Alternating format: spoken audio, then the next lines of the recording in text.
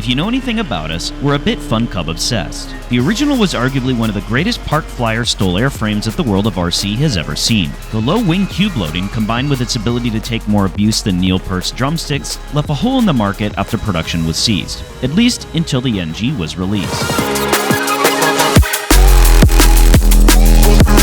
Before we get too deep into the story, you must understand a few things about the original airframe that came out in 2010. It was a great platform out of the box, but without some basic mods, there was a lot to be desired. The stock power setup was like driving a replica Lamborghini with a Yugo under the hood. The plastic motor mount would vibrate the airframe apart. Its stock servos stripped quicker than a group of white girls when their favorite song comes on.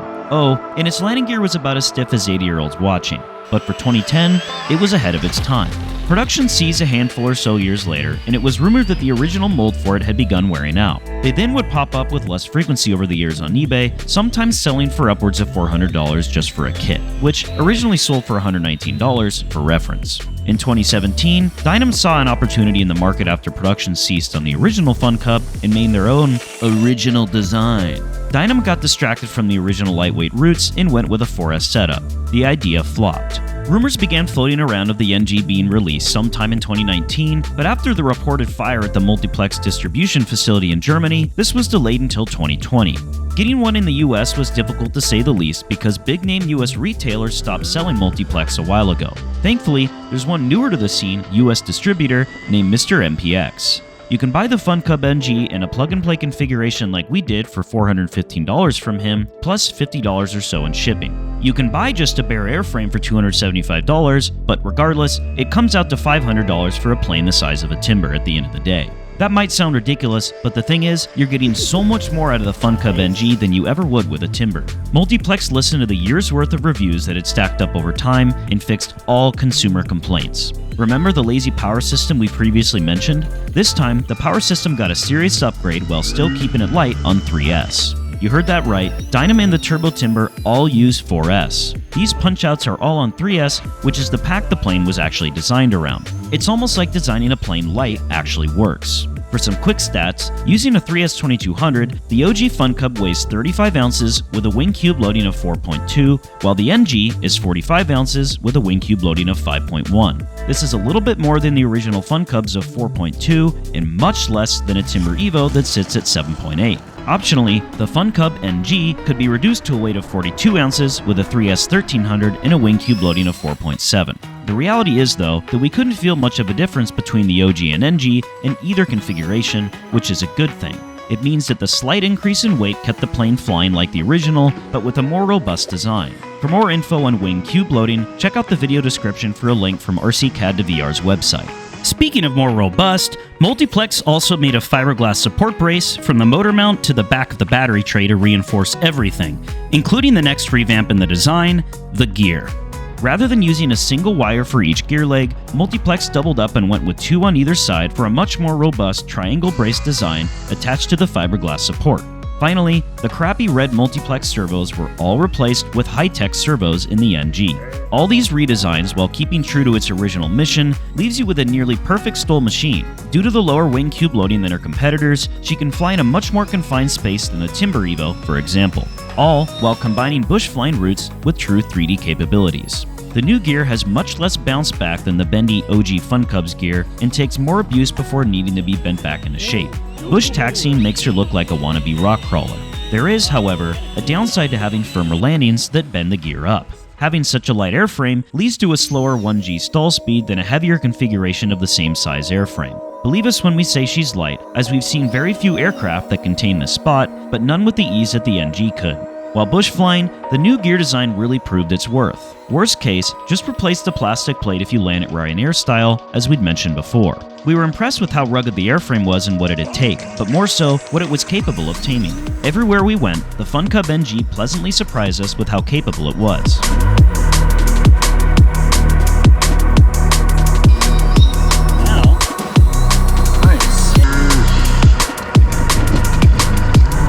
Any decent bush plane release in 2023 is almost always expected to have reverse thrust. Well, to be honest, we wish the NG had come with it because it doesn't, so we added it.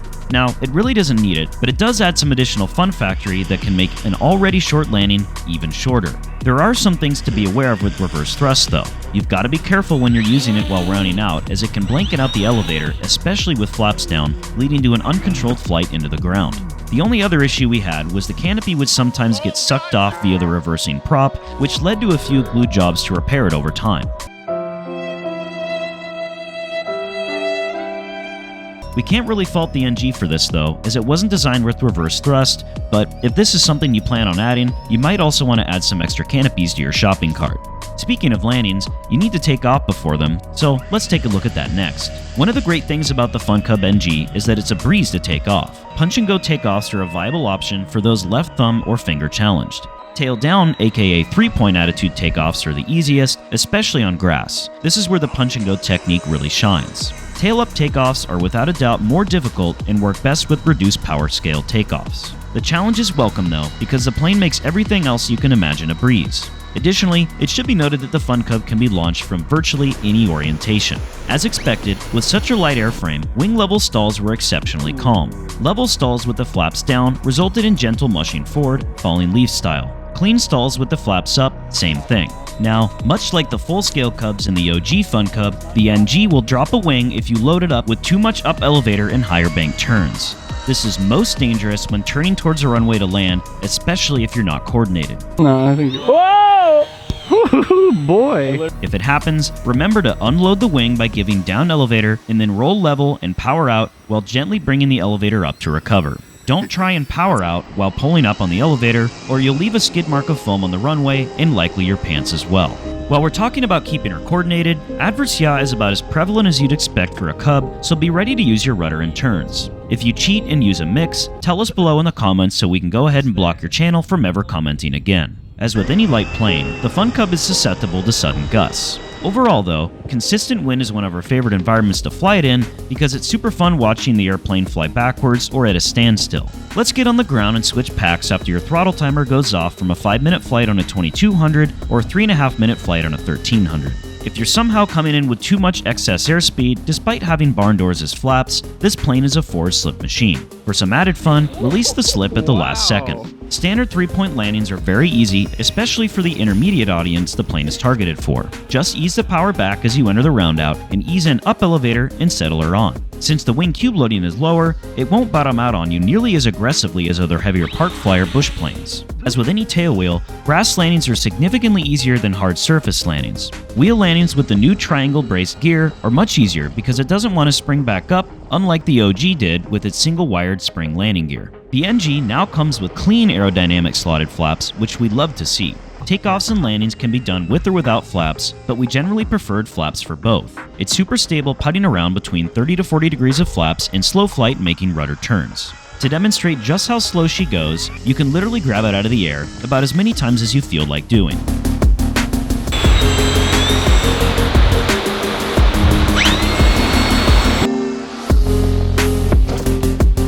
Crosswind landings were also improved with the NG. The OG FunCub's single-wired landing gear made it so touching down on one wheel was difficult to say the least, at least without it bending back and forth on repeat. The added bracing on the NG's gear allows for touchdown on one wheel without the gear moving forward and back. Firm landings are to be expected, but how an airframe handles them is what is important. Rather than springs breaking like on a timber, the main gear plate will break. The amount of force it takes to break this plate, though, is much higher than what would break timber springs.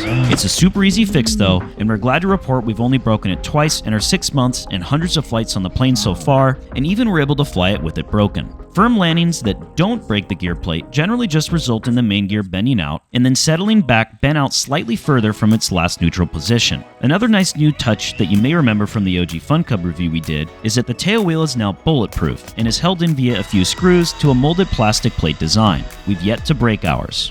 Before we get into how she performs some 3D and acro, let's look at our preferred setup. We typically flew on a 3S 1300, however would go for a 3S 2200 sometimes, which provided a 3-ounce difference in weight. We also opted to ditch the struts for a majority of the review, again, to save an ounce of weight. We never ran into issues with wing flex, and for reference, the OG FunCub didn't have struts. We went with an 8-channel receiver to have all servos on their own channel. The Fun Cub NG came with the multiplex multi-connection plugs, but these are a bit heavy for our taste, so we removed the excess wiring from the stock extensions, which further saved weight, but also made it a bit harder to plug in everything as quickly. We did, though, save 23 grams by changing out the wires.